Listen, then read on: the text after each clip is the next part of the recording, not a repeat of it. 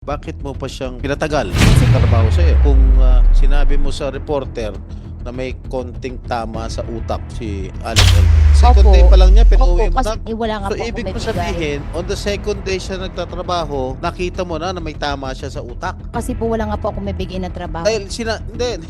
Sinungaling ito. Second day pa lang, pinauwi mo na. Opo, Second pinapauwi. day pa lang, naglagay na ng pubic hair sa... Hindi pa, kasi kumbaga po, Kung sinasabi mo, may Pi- tama na sa utak. hindi pa, On hindi, the second day na pumapasok siya, ganun ba? May tama, naramdaman mo na may tama siya sa utak? hindi pa po. Doon Oh. hindi po, pinapauwi ko na talaga siya. Ano na po, mga 2020 na mga February, saka ko pa lang po naramdaman na ganun. Nung kinuha niya yung pera sa bag ko na 12,000, nung doon po kami sa Tianggian ng mga February ng 2020, kasi nasa Tianggian po kami at that time. Teka, magulo ka kausap eh. Pinapauwi mo on the second day. Before we hold an executive session, tatanungin ko na itong si Madam. Madam, ano ang trabaho ni Aling LV sa inyo? Balik tayo sa una. Ang unang trabaho ni Nanay Ate LV po, Your Honor, noong August 11, 2019, isang araw po siya nagtrabaho sa loob ng palengke. Ngayon, nung pagkatapos nung hapon, sinulduhan ko po siya agad ng 300 pesos. Then the following day, ng August 12 po, 2019, patulong-tulong lang si Ate LV sa amin sa loob ng kusina kasi may kasambahay din po kami doon. Ano bit? 300 nung unang araw. Opo. Pangalawang araw. Tapos po, nung pangalawang araw ng 12 po, sinabi ko sa Ate LV, ako hindi ka pwede sa tindahan, saan kaya kita dadalhin? Ang sabi po sa akin, Your Honor, ay ate, kahit magtulong-tulong na lang ako. Sabi niya, o sige, payag ka na 5,000 lang ang sweldo ko sa iyo kasi ka ako ng ganun, wala baga akong maibigay sa iyo na palimbawa sa tindahan o kaya sa pure na kasambahay kasi hindi ganun siya liable po sa trabaho. Ay di ka patulong-tulong na lang po ako, sabi kay 5,000 po ang monthly niya. Aling LV, narinig niya ba yung inilahad ni Madam France?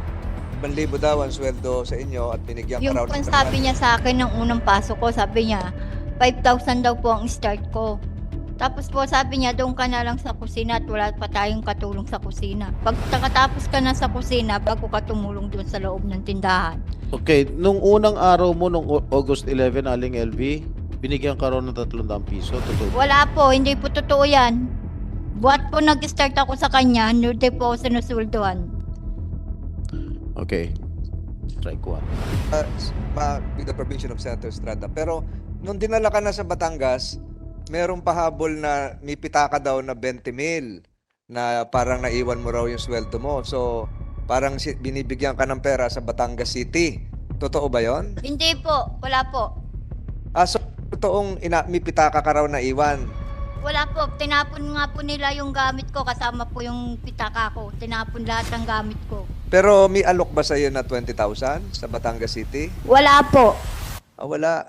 So, may pasabi ba sa inyo sa Batangas City, doon sa bahay ng anak ni Mr. and Mrs. Ruiz na aabutan ka ng pera? Hindi po, yung sabi niya lang po na ipapacheck daw po niya po ako. Ano kasi nabihan noon? Yung pong hinahatid po nila ako sa bahay ng anak, sa boarding house. Saan yung bahay ng anak? Sa Palyukan po. Saan yun? Saan yung Palyokan? Sa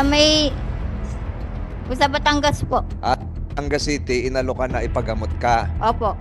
Nandoon sinabi kung magtatagal ka doon. Wala. Wala po. So, sa Batangas City, kaya napasama ka, sabi mo dati nung huling hearing, sinakay ka sa truck ng Sibuyas, nakarating ka sa Batangas City para ipagamot. Opo. So, ganun katagal ka tumigil sa Batangas City? 1 buwan po. 1 buwan. Tumulong-tulong ka rin sa paglilinis sa Batangas City? Opo, opo. Sabi niya po, magkumilos ka rin dyan para sabi niya, basta kumilos-kilos ka dyan, tulungan mo sa Ate Maria P mo. At sino Maria Pe? Ito pong, Yung katabi mo. So, ibig sabihin, nagtatrabaho ka rin sa Batangas City. opo. Ayun, nagluluto ka. Hindi po, naglilinis lang po. Naglilinis, ayun. So, ibig sabihin yan, lumalabas yung trabaho mo sa Mindoro, nilipat lamang sa Batangas City kung saan pinangako ang karing ipagamot. Opo. Pinagamot ka?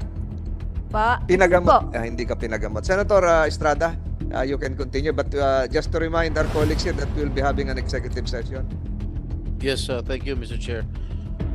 Kumusta naman si Aling LV bilang isang kasambahay, Madam? Si Ate LB po ay ang ano ko sa kanya, yung kapag halimbawa sa mga kasama niya, mahilig siyang gumawa ng kwento sa mga kasama niya, kaya nasasapok siya ng mga kasama niya daw. Sabi Nasasapok? rin sa amin, opo, yun ang kwento sa amin.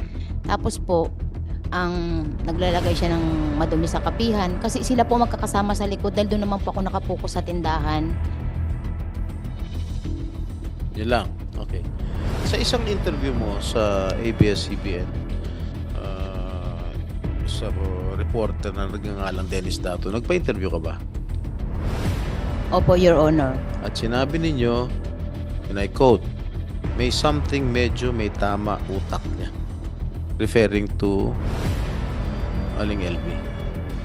Totoo ba sinabi mo yon? Opo. Ano ibig sabihin? Kasi po, Your Sa Honor, sinabi mo. naglalagay po siya ng mga pubic hair sa pagkain. Nilalagyan niya ng mga kalawang na pako yung mga heater kapag nagagalit siya sa kanyang mga kasamahan. Tapos daw po ay yung washing machine yun ang kwento nila sa akin kasi wala din po ako, nasa kwarto nga po kami. Ay, Pinabubulaanan na nga nila JM yung mga sinasabi mo ngayon sa akin.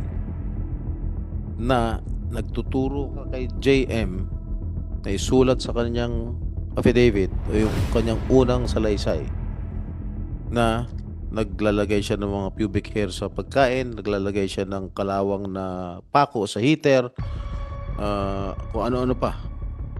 Lahat pinabubulaanan niya na eh. Okay. Sir, makasingit Kung ulit. sakasakali, Quick na lang. Kasi sabi mo may problema sa pag-iisip.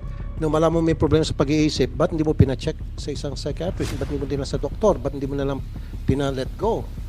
Kaysa naman patuloy pa rin siyang malakit sa sakta ng kanyang mga kasamahan. so here's Ayon my sa'yo. next question, Mr. Chair. Bakit mo pa siyang pinatagal sa Kasi po- pagtatrabaho sa iyo? Kung sinabi mo sa reporter na may konting tama sa utak si Aling LV. Your Honor, pinapawi ko na po ang Ate LB noong August 12 pa lang po nung hindi siya marunong doon sa tindahan. Pinapawi Second ko day na mo po. lang, second Opo. day pa lang niya, Opo, pinauwi mo kasi na. po hindi kasi tindahan nga po kasi Your Honor ang kanyang i-apply sana sa akin. Wala nga So po ako ibig may mo bigay. sabihin, on the second day siya nagtatrabaho, nakita mo na may tama siya sa utak. Kasi po wala nga po ako may bigay na trabaho. Dahil hindi, sinungaling ito. Second day pa lang, pinauwi mo na.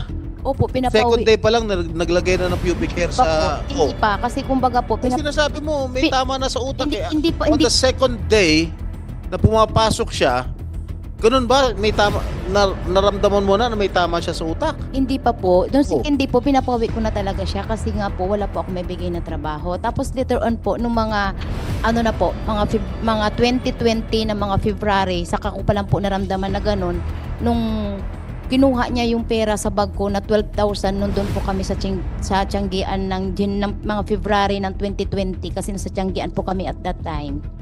Teka, magulo ka kausap eh. Pinapauwi mo on the second day. Opo, Your Honor. Eh Kasi bakit mo inaalok ng sweldo ng 5,000?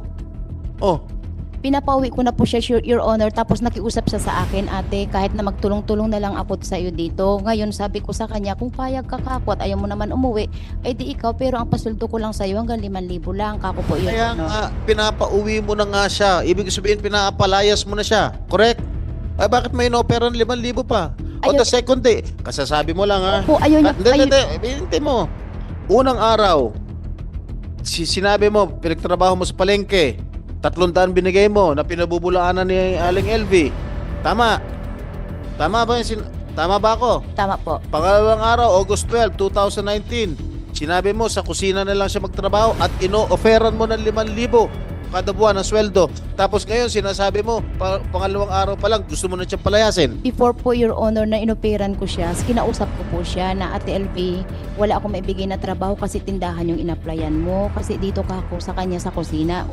Uwi ka na lang, ate, kako ng ganun kasi hindi ka pwede sa tindahan. Eh bakit mo ino-offeran? At siya po nagsabi na, ate, dito na lang ako, kahit na dito na lang ang trabaho ko, Sure. kahit na tagatulong na lang po ako, sabi po